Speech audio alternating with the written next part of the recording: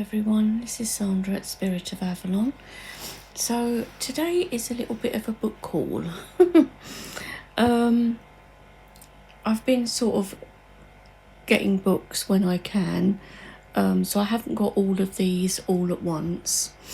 They've all come from like charity shops or like World of Books. One I'm not happy about with World of Books, so I probably won't use them again.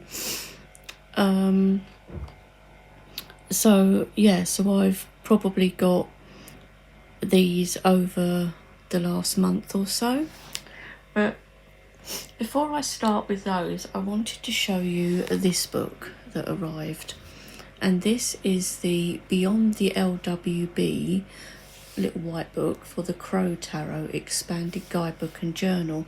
And this was sent to me by a lovely lady in France that watches my videos, said how much she enjoys them, and that she wanted to send me this book because she wasn't using it herself. And I of course said, "Oh, are you sure?" And she was like, "Yes, definitely." Had several emails with her, so thank you. I won't say her name because I'm not sure that she would want to, but thank you to the subscriber, you know who you are, that sent me this book. I'm very, very appreciative and grateful for it. So yes, so obviously I have the Crow Tarot. I had to buy a new Crow Tarot because I messed up the other one with the edging. I'll try to do a better job. I haven't done it yet, but so this is expanded guidebook and journal for the love of crow. Look how cool that is. What lies behind you and what lies in front of you pales in comparison to what lies inside of you. Ralph Waldo Emerson. That's on this page here that I won't be able to show you properly. I'm gonna see if... So, introduction, connecting with your crows, preparing your deck, colour symbolism, basic symbolism, single card yes, no, maybe, single card advice, 30-day single card log, 3 card readings, 8 card crow spread, spell casting with your crows, reversals, the major arcana, questions from the crows of the major arcana. And then we've got the minor arcana, wands, quick reference guide, questions from the crows of the wands. How cool is that? Cups, and the same for swords and pentacles. And then we've got bonding with your crows and notes journal pages. So I'm not going to be able to show you like the whole book because it's going to be too big. But like you get a picture here of the card, the Empress general message, symbolism. The symbolism is down here. And past position, present position, advice position.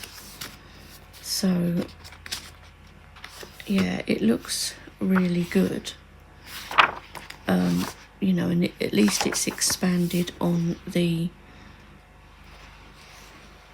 little white book. The bitterest tears shed over graves are for words left unsaid and deeds left undone. Harriet Beecher Stowe.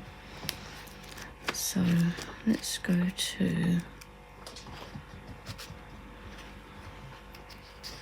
See, minor arcana by the numbers.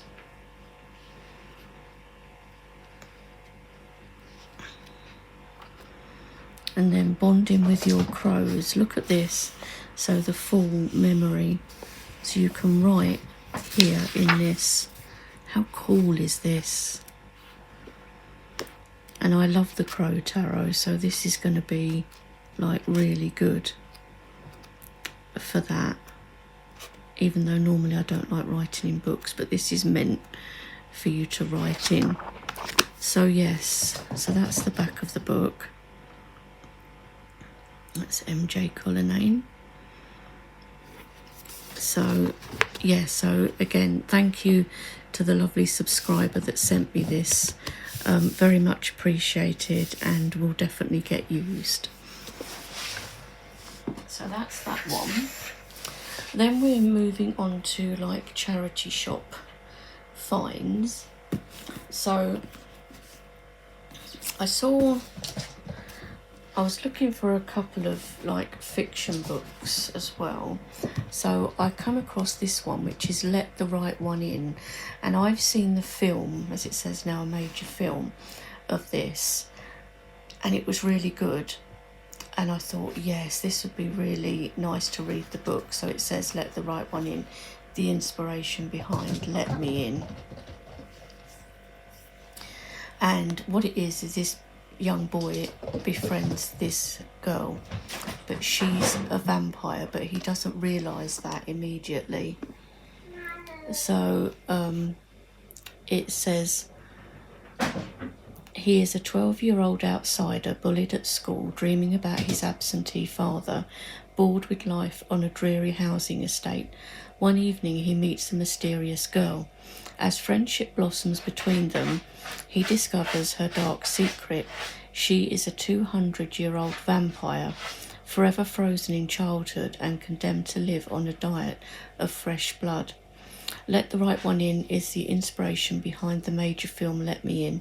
It is a disturbing and brilliant reworking of the vampire legend, and a deeply moving fable about rejection, friendship and loyalty. So I think this will be good, and it's in really good condition actually. So I think this cost me £1 in charity shop, so I didn't think that was too bad. So yeah, looking forward to reading that. This would actually go quite well on Candy's. She's doing like a reading challenge for each month of the year, and February is Fanguary, so any kind of vampire books, so this would actually go well with that. So that was that one. Then I found The Burning Girls. Now I watched this on, I can't remember if it was Netflix, I think it was, and again really good.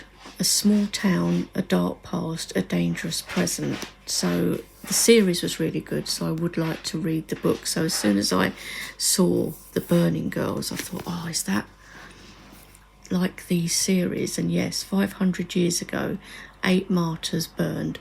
30 years ago, 2 teenagers vanished. 2 months ago, a vicar died mysteriously. Welcome to Chapel Croft.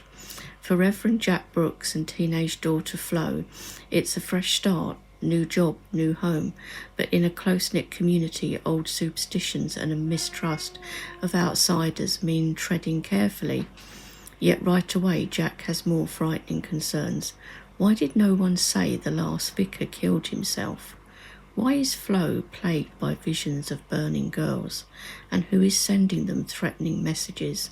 Old ghosts with scores to settle can never rest, and Jack is standing in their way. So again, fairly good condition. This one was £1 as well. So yeah, I'll only buy books that I'm interested in. If I'm looking for something specific, or I tend to be looking more for sort of horror or psychological thriller or something like that, if I'm not looking for classics, which we will get to in a minute. So those are pretty good for £1. Then I got this book, and this was 61 pence, because as you can see the cover's all damaged and everything. This again was World of Books. That I don't really rate them, because they tell you something's in good condition, and for me it's not. This is fine. I knew this wasn't in perfect condition because it being only 61 pence, but this is Crimson Peak. So I've seen the film, love the film, I've seen it several times, and again I wanted to read the book, and I thought, oh yeah, this would be really cool. So this is the official movie novelisation, so I thought that would be cool to read. Beware, when her heart is stolen by a seductive stranger, a young woman is swept away to a house atop a mountain of blood-red clay, a place filled with secrets that will haunt her forever. Between desire and darkness, between mystery and madness, lies the truth behind Crimson Peak. And it's Guillermo del Toro, and he's brilliant. I like his films, and this was dead creepy and dead gothic, so yeah. So that was 61p, so you can't complain at that. The other charity shop finds, because I was actually looking for classics, so I found Complete Ghost Stories by Charles Dickens, and this was £1.99, this book, but again it's in good condition. Looks like it was ex-library because it's got one of the plastic covers on it. So I thought, oh, ghost stories. And I want to get a couple more Dickens anyway. I'd like to get Bleak House, I'm on the lookout for, and Great Expectations, for sure.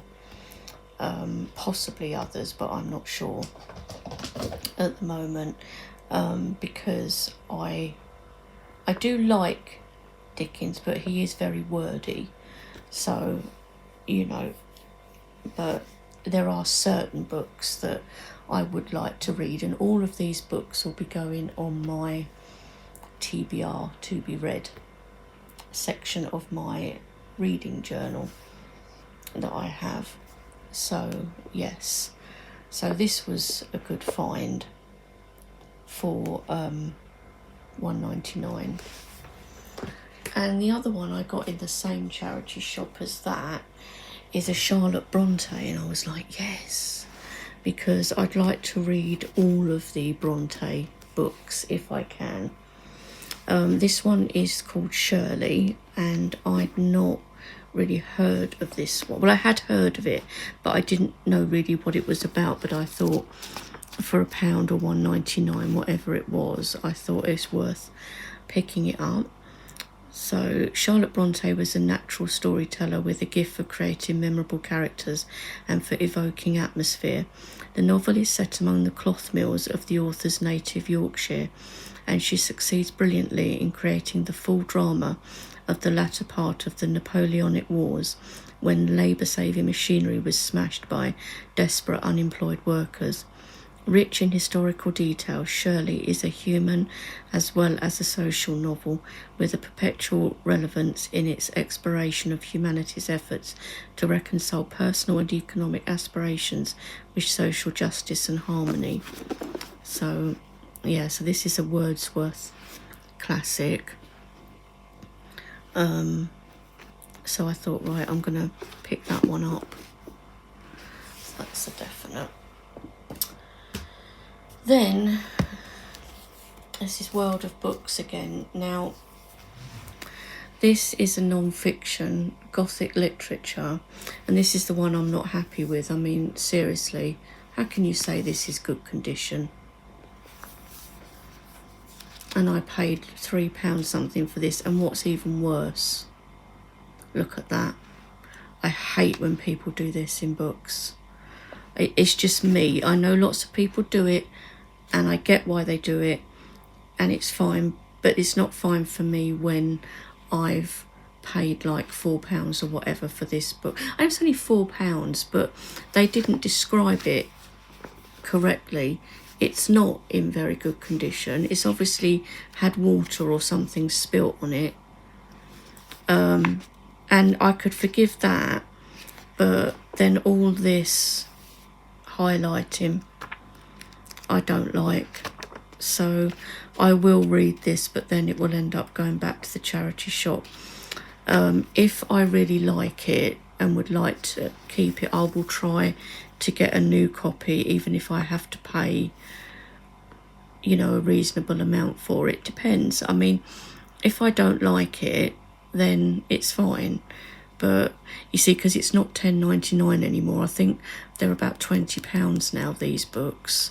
This Gothic literature one, I think. But it might be fine just for reading. It's not highlighted all the way through. See, there's some more highlighting in the back here. It's because people have obviously used it for study and stuff, but I mean, look at the mess of that, really. Seriously, and it didn't even say there was highlighting all in this. I should have complained, really, but I can't be bothered, to be honest. So anyway, so this is Gothic literature and does sound really good. It says the York Notes Companion to Gothic Literature explores the genre from its origins in Horace Walpole's The Castle of Otranto through Romantic and Victorian Gothic to modernist and postmodernist reimaginings of the form, analysing key debates such as female Gothic and the Gothic narrator, examining classic works including the mysteries of Udolpho and Frankenstein alongside literature much newer to the canon. The companion offers close analysis of texts and guides students through key literary theories and debates, connecting texts with their historical and scholarly context. This is essential reading for any student of Gothic literature. Okay, student, I'm not a student of. I could be, though. I could pretend I'm a student of Gothic literature. But I just think it might be interesting to read. So, you know, and I wasn't completely sure, which is why I went for like a second-hand one, but this is like nothing like how it was described. So just be wary, people, if you go to World of Books, because they don't always describe them how they are. So yeah, I would just be a little bit wary of that. I mean, if you don't mind things being highlighted in that, then fine. And the other one I got from them, which is in the condition that they stated, so at least it was only one like that, is Love, Mystery and Misery, Feeling in Gothic Fiction by Coral Ann Howes. And I thought, and this was only about £3. This costs less than the one that's all highlighted, and this is in really good condition. I think this was about £3 or something. So it doesn't really tell you much on the back about it.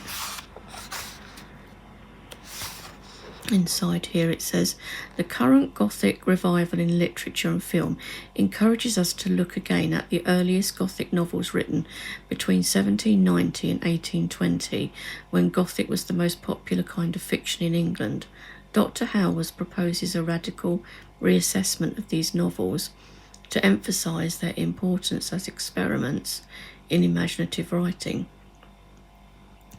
Her object, the study of feeling, is central to Gothic, for its spell consists in the feelings it arouses and exercises. That's true.